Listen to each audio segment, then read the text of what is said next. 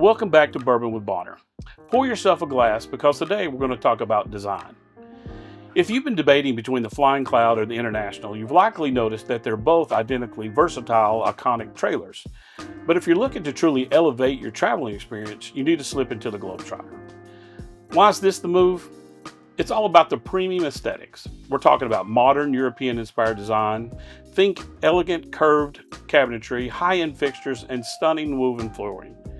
While the Flying Cloud and the International are fantastic workhorses, the Globetrotter transforms your journey into a genuine luxury retreat. The one feature I love, of course, is the big boy approved seating.